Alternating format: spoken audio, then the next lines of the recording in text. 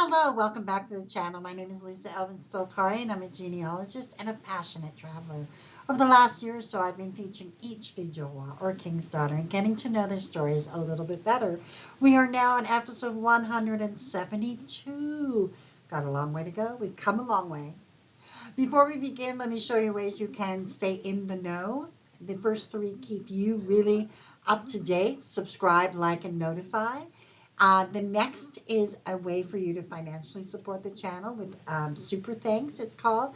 I've just been granted that permission by YouTube because I reached 1,000 subscribers. Thank you to all of you who have supported and helped me on this journey that I've been on for almost 2 years now. So thank you, thank you, thank you. I've also posted links to Coffee, Etsy, and Patreon, all ways of showing your support. So with that, let's get started and get to know our fille du roi of this episode. So this is episode 172, Madeline Chretien. And she is a viewer request. I do not have her in my file, so I thank the viewer for recommending this particular fille du roi. Let's get started and get to know Madeline. She was born in 1646 in Paris, France, in the parish of Saint-Eustache. Her parents were Toussaint Chretien and Françoise Berthaud. And the Church of Saint-Eustache is a church in the first arrondissement of Paris. The present building was built between 1532 and 1632. The 2019 Easter Mass at Notre-Dame Cathedral in Paris was relocated to Saint-Eustache after the Notre-Dame de Paris fire, which gives you an idea of the size of it and the importance of it. The first arrondissement of Paris is one of the most central arrondissements of the historic heart of Paris. It includes in particular one of the oldest districts of the city, the district of Les Halles, which dates from the very beginning of the Middle Ages. It's also known as Le Louvre because most of the first arrondissement is occupied by the Louvre Museum and the Tuileries Gardens and Les Halles as well. So it's a very, very prestigious place. Now, obviously, when she was there, it was a different feel. They didn't have the Louvre Museum, but Les Halles was there, and so she comes from the center of Paris. Let's see how she explores the New France. And so she came to New France, on La Nouvelle France, and arrived July 30th, 1670. So there is no mention of a dowry or if her parents had passed away. All we know is that she was on that ship's roster. So Madeline would stay at the Maison Saint Gabriel in Montreal. So her ship would arrive in Quebec City. They would go on to Three Rivers, finally in Montreal. In Montreal, the filles du roi were typically housed at Maison Saint Gabriel, which was the farm established by Marguerite Bourgeois, who was a renowned person who had started the Notre Dame de Congregation Church. She had established this farm, Maison Saint Gabriel, as a place to grow and be able to feed the poor. And so the filles du roi would come to this farm and learn about cooking and sewing. And then the nuns would supervise the husbands who would come and, make their acquaintance, so to speak. So Marguerite Bourgeois is an incredible woman, and you can tour the Maison Saint Gabriel, which I intend to do next summer, or this summer. This is a remarkable woman. She was the first woman to become a saint. In 1982, she was canonized, being the first Canadian woman to be so. So just really amazing that Madeleine had that contact. Just that contact and that kind of, touch with history, if you will. So let's have a look at who the nuns permitted Madeline to choose. So the groom's name was Pierre Chicoine. He was born in 1641 in Channay-sur-Lantin in France. His parents were Gilles Chicoine and Perrine Boisaubert. Now he is part of the Centre de la Loire, so he's right in the middle of France. And his département, or county, is Indre-et-Loire.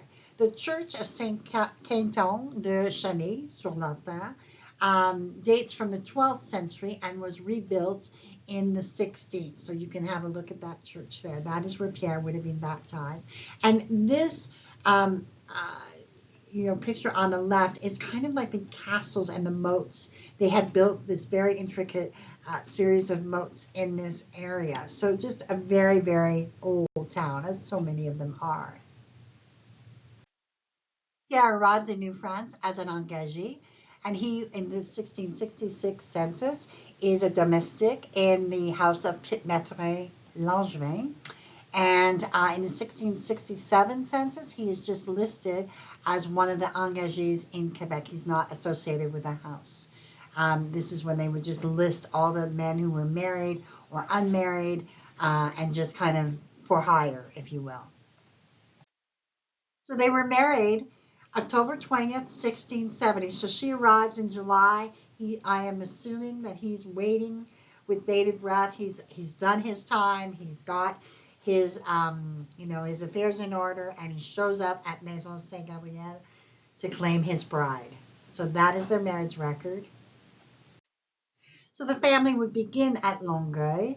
Longueuil is founded in 1657 by Charles Lemoine, a merchant of Ville-Marie, which is present-day Montreal, as a seigneurie. Charles Lemoine, lord of the area, started in 1657, named Longueuil after the village of Longueuil. It's slightly differently spelled, which is the seat of a canton in the district of Dieppe. His son, Charles Lemoine de Longueuil, built Fort Longueuil as his fortified residence. It was constructed of stone between 1685 and 1690 and had 4 towers. This is an example of the, on the right, of the old style of houses that you will find. Longueuil, you can see, kind of meanders around right before Montreal. I've been there many, many times. This is the magnificent cathedral of Longueuil. Obviously did not look like that back then. And then, of course, a picture of Charles Lemoine. I believe this is the picture of the son. So with that being said, where does this family go next? So they would eventually settle at Versailles. Versailles is about 62 kilometers northeast of Montreal. It's about 30, 40 miles. Situated on the south shore of the St. Lawrence River between Longueuil and Sorel. In 1665, François Jarret, Sire de Versailles, obtained a commission with the Carignan-Salieres regiment who came to New France. And he was sent to New France to do battle. In 1672, he was granted the seigneurie of Versailles for his military service. During wartime, the seigneurie was subjected to frequent Iroquois attacks. To combat this problem, de Versailles erected a palisade around the manor house. It was from the defense of this palisade that the legend of his daughter, 14-year-old Marie-Madeleine Jarret de Versailles, originates. And you can see the statue of her, where she kind of just, because of her, she saved her family, and indeed, Versailles. So if you want to explore, that is just an amazing story in and of itself.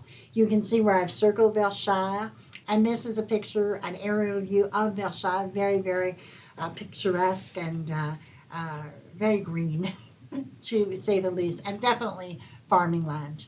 Pierre, in 1681, was situated there with Madeline and their children. We have Madeline, Marguerite, Pierre, François, Agnes. They own 1 gun, and they have 7 bêtes à cornes, which are 7 goats, and 10 arpents, about 7 to 8 acres of land. They were gone to have 11 children. Marie-Madeleine would marry Louis Chretien and have 11 children, all of whom would make it. Marguerite would marry Urbain Bouvier and have 3 children, 2 of who would make it. She would then marry René Montet and have 2 more children, 1 of whom would make it.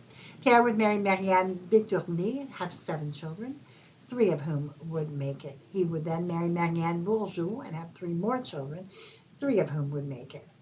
All of whom would make it. François would marry Jeanne Amiot. In an interesting turn, he was 26 and she was 53. And she is a Fée Joie that we have yet to profile, so it's just amazing. Agnes married Joseph Loiseau and had 12 children, 8 of whom would make it. Marie-Madeleine died at 3 years of age. Angélique died at 1. Marie-Thérèse married Maurice Pion, the son of her brother's wife, Jeanne Amiot. So just amazing. They had 9 children, 7 of whom would make it. She then married Pierre Tétrault. They did not have any children, but she was 41 to his 25. So you know what? The rules You know, we have that today, and we had it then. Paul married the last son married Marie Boisseau and had 10 children, 4 of whom made it. Pierre would pass away sometime between 1698 and 1700 in Versailles, a much too old a death. We do not have a death record for him, or at least I haven't found one. And now, another chance at love. Louis Odette was born in 1674 in Baudouin, France. His parents were Pierre Pircou Odette and Marie-Anne Pau. So on the 19th of June, 1702, Louis and Madeline were married at Contrecoeur. So they settled there as well. They did not have any children together. So Madeline would not have a long time with her new husband. She died only 7 years later on February 25th, 1709. She was 63 years old. Louis, because he was so much younger, would go on to marry Marie-Anne Chretien and would have 6 children. And here are some resources for you to explore. Let's talk about Généalogie Québec, which is probably my favorite, the one I do pay for it on a monthly basis. It's worth its weight in gold. It has so many, and they're constantly updating. So if you're doing some very serious Généalogie Québec research, you really absolutely need to at least explore this site. I think you can pay monthly or as you go. So have a look at that, because I really, really have supported them for years. So just absolutely recommend it, because they go into detail and they have all the records and all of that. So really is an amazing find.